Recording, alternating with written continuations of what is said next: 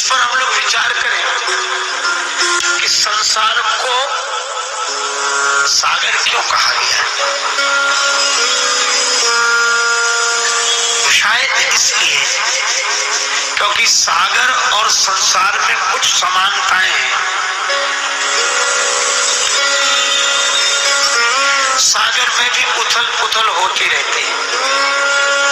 कभी कोई तरंग ऊपर आकाश छूती दिखाई देती है और थोड़ी देर में उसका पता ही नहीं लगता कहां चली गई। सागर में भी उथल पुथल होती रहती है और संसार में भी उथल पुथल होती रहती है। यह भी एक जैसा नहीं रहता, इसमें यह परिवर्तन होता रहता है। सागर और संसार में अगर कुछ नहीं बदलता है तो उसका बदलना ही नहीं बदलता है, वह निरंतर बदलता रहता है। तो संसार में भी हलचल उथल पुथल, सागर में भी हलचल उथल पुथल, इसलिए संसार सागर। अच्छा, दूसरी बात यह है कि सागर का जल जितना स्वच्छ निर्मल दिखाई देता है, स्वाद में वैसा नहीं है। यह संसार भी जैसा दिखाई देता है आकर्षक, अनुभव में वैसा नहीं है। सभी महापुरुषों में यह बात कही है कि सागर का आकर्षण अपनी ओर खींचता है, स्वच्छ जल चित्त को आकर्षित करता है, पर अंजलि में लेकर जब जल पीते हैं तो आशा निराशा में बदल जाती है। संसार के साथ भी यही होता है। संसार के दृश्य भी आकर्षक इतने हैं कि चित्त को बलात् अपनी ओर खींच लेते हैं, पर स्वाद में तो कड़वाहट ही हाथ लगती है। इसलिए भी संसार को सागर कहते हैं। तीसरी बात कि सागर के जिस तट पर हम खड़े होते हैं वह तो हमें दिखाई देता है, पर दूसरा तट दिखाई नहीं देता। संसार में भी हमें जन्म का तट तो दिखाई देता है, पर मृत्यु का तट दिखाई नहीं देता। किंतु सागर के जिस तट पर हम खड़े हैं वह तट ही यह सिद्ध करता है कि यह तट है तो वह भी होगा। जन्म है तो मृत्यु होगी ही। दीपक बुझने को जलता है, मरण सदा से जीवन के ही आंचल में पलता है। दीपक बुझने को जलता है। और एक बात, सागर का संबंध चंद्रमा से है। चंद्रमा की पूर्णता होने पर ज्वार आ जाता है। समुद्र का उतार चढ़ाव चंद्रमा से जुड़ा हुआ है। और संसार का संबंध विचार करके अगर देखें तो संसार का संबंध मन से है, और मन के देवता है चंद्र। चंद्रमा मनसो जाता, वेद मंत्र है। तो मन के देवता है चंद्र, और चंद्र से संबंध है। चंद्र के देवता है, मन का देवता है चंद्रमा, और चंद्रमा से सागर में होने वाली उथल पुथल का संबंध है। और मन के का संबंध संसार की उथल पुथल से है। संसार में होने वाली उथल पुथल का संबंध मन से है। मन एवं मनुष्याणाम कारणम बंध मोक्षयो। अब इस सागर से पार जाना है। इससे पार जाने का उपाय है श्री राम कथा। यह सुदृढ़ नौका है। इस नाव में बैठकर ही संसार सागर के पार जाया जा सकता है। हमें भगवान ने अवसर दिया है, तो हम लोग भगवान की कृपा से, इन महापुरुषों के अनुग्रह आशीर्वाद से श्री राम कथा की नौका में बैठकर इस संसार सागर से, इस खारे पट से अमृत की ओर चले, क्योंकि राम कथा अमृत है। अब शुभारंभ होता है श्री राम कथा का। श्री तुलसीदास जी वंदना करते हैं किसकी? वर्णानाम अर्थ संघानाम रसानाम छंदसामपि मंगलानाम चक्रतारौ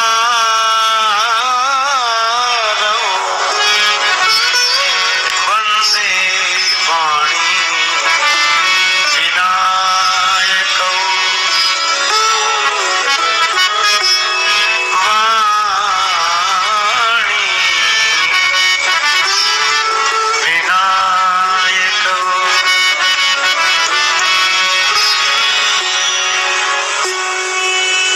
श्री तुलसीदास जी महाराज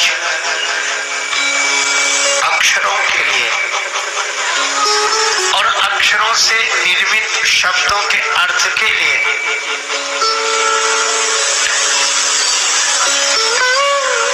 और उन शब्दों से बनने वाले छंद के लिए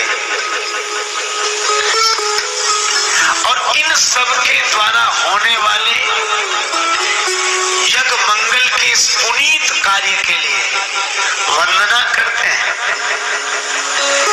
वंदे वाणी विनायकौ, सरस्वती माता की वंदना करते हैं और श्री गणेश जी महाराज की वंदना करते हैं। अब इसमें सुना तो यह गया है कि श्री गणेश जी महाराज प्रथम पूज्य हैं, पर यहाँ विनायक भगवान का नाम बाद में, वाणी माता का नाम पहले है। वंदे वाणी विनायक। श्री तुलसीदास जी से किसी ने पूछा कि गणेश जी की वंदना पहले न करके वाणी माता की वंदना आपने की, सरस्वती माता की वंदना आपने पहले की, गणेश जी तो प्रथम पूज्य हैं और उनका स्मरण आप दूसरे स्थान पर करते हैं, ऐसा क्यों? श्री तुलसीदास जी बोले कि गणेश जी महाराज प्रथम पूज्य हैं। यह समझ, यह बुद्धि किसकी कृपा से मिलती है? का सरस्वती माता की कृपा से।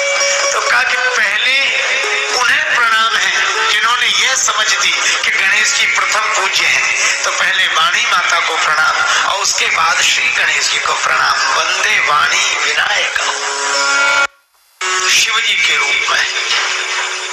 भगवान शिव तुम त्रिभुवन गुरु वेद बखाना, भगवान शंकर देवादिदेव महादेव अखिल ब्रह्मांड के गुरु, गुरुओं के भी गुरु भगवान शंकर। तुलसीदास जी महाराज अपने गुरुदेव को शिव रूप में स्मरण करते हैं, वंदन करते हैं। बोधमयम नित्यम, जो नित्य बोध स्वरूप है, शिव स्वरूप गुरुदेव की मैं वंदना करता हूँ। क्या विशेषता है गुरुदेव की? यमाश्रितो ही वक्रोपि, वक्रोपि टेढ़ा भी, टेढ़ा होने पर भी चंद्रमा वंदनीय है। भगवान शिव ने कहाँ रखा? सिर पर। किसे? चंद्रमा को। किसी ने भगवान शिव से पूछा कि टेढ़े चंद्रमा को सिर पे क्यों बिठाते हो? क्या टेढ़े से आप भी डरते हो? टेढ़ जाने बंदे ही सब का हो। शिव जी मुस्कुराए, बोले ऐसी बात नहीं। फिर इस टेढ़े चंद्रमा को सिर पर क्यों रखते हो? शिव जी ने कहा कारण कुछ और है। पूछने वाले ने कहा क्या कारण हो सकता है? इसमें तो दोष ही दोष है। ये चंद्रमा टेढ़ा है, कलंकी है, घटता बढ़ता रहता है, एक जैसा नहीं रहता, और इसको आप सिर पर बिठाए हुए हैं, क्यों? भगवान शंकर ने अद्भुत उत्तर दिया। भगवान शिव बोले कि भले ही इसमें कितने ही दोष हो, यह टेढ़ा हो, कलंकी हो, घटता बढ़ता हो, लेकिन इसमें एक गुण है, इसीलिए मैं इसे सिर पर बिठाया। कौन सा गुण है? का यह भगवान के नाम से जुड़ा हुआ है। चाहे श्री राम जी का नाम हो, चाहे श्री कृष्ण जी का नाम हो, या राम जी का नाम हो तो लोग श्री रामचंद्र कहते हैं, श्री कृष्ण जी का नाम हो तो लोग श्री कृष्ण चंद्र कहते हैं। शिव जी कहते हैं कि चाहे कोई टेढ़ा हो, कलंकी हो, घटने बढ़ने वाला हो, लेकिन अगर वह भगवान के नाम से जुड़ा है तो उसे मैं शिरोधार्य करता हूँ। यह भगवान शंकर का संदेश है। भगवान नाम से जुड़ा। अच्छा, एक अद्भुत बात है, शिव जी ने बिठा लिया सिर पर। अब जो भी शिव जी को प्रणाम करता है तो चंद्र को सहज प्रणाम हो जाता है। टेढ़ा चंद्रमा भी जिनका आश्रय लेने से वंदनीय हो गया। तो श्री तुलसीदास जी का भाव यह है कि मैं भी तो टेढ़ा हूँ, कलंकी हूँ, लेकिन भगवान का नाम देकर गुरुदेव ने मुझे ऐसा जोड़ लिया कि गुरुदेव की कृपा से यह वक्र भी वंदनीय हो गया। मैं किसी लायक नहीं था, यह तो गुरुदेव की कृपा है। तो ऐसे शिव स्वरूप गुरुदेव की मैं वंदना करता हूँ। मैं माता भवानी की और भगवान शंकर की वंदना करता हूँ।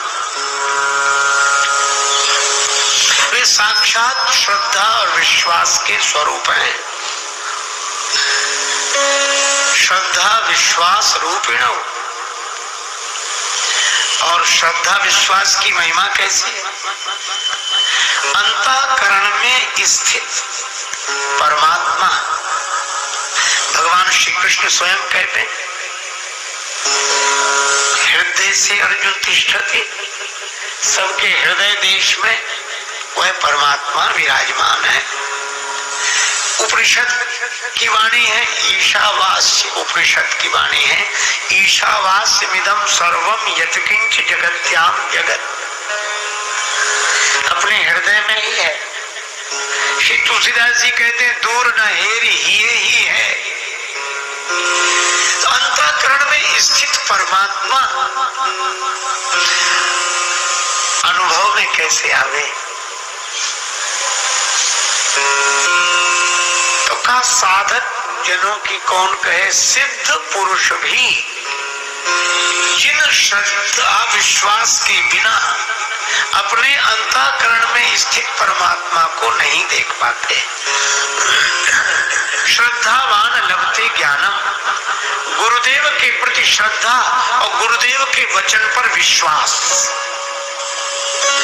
श्रद्धा और विश्वास, गुरुदेव के प्रति श्रद्धा। श्रद्धावान लभते ज्ञानम और गुरुदेव के वचन पर विश्वास। सदगुरु वैद्य वचन विश्वासा। तो ये श्रद्धा मानो पार्वती माता है और विश्वास ही मानो देवादिदेव महादेव भगवान शिव है। इनके बिना सिद्ध जन भी अंतःकरण में स्थित उस परम तत्व का अनुभव नहीं कर पाते। ऐसे भवानी शंकर भगवान की मैं वंदना करता हूँ। सीताराम गुणग्राम पुण्यारण्य विहारिणो वंदे विशुद्ध विज्ञानो कवीश्वर कपीश्वरो। भगवान श्री सीताराम जी के गुणग्राम के इस पवित्र वन में विहार करने वाले कवीश्वर और कपीश्वर, कवीश्वर श्री वाल्मीकि जी और कपीश्वर श्री हनुमान जी, इनकी मैं वंदना करता हूँ। अरण्य पुण्यारण्य भगवान के गुणों का वन है। अच्छा देखो, वन में वन की बात, यह भी तो श्री वृंदावन है। और वृंदावन में एक और वन श्री सीताराम जी की कथा का वन, सीताराम गुणग्राम पुण्यारण्य। अच्छा, इसमें कौन है? दो का कवीश्वर और कपीश्वर। तो वाल्मीकि जी कौन है? वाल्मीकि जी के लिए कहा गया वंदे वाल्मीकि कोकिलम। वाल्मीकि जी कोयल है और श्री हनुमान जी चित्रकूट में बोले, वह भी सिय रघुवीर स्नेह बने, पर किस रूप में बोले? तो मानो कोकिल है वाल्मीकि जी और कीर है तुलसीदास जी। तो ये कोयल और तोते से ही तो वन की शोभा है। तो भैया यही बात है कि कवीश्वर और कपीश्वर मानो सीताराम जी के गुण समूह के पवित्र वन के कोकिल हैं वाल्मीकि जी और कीर हैं श्री हनुमान जी।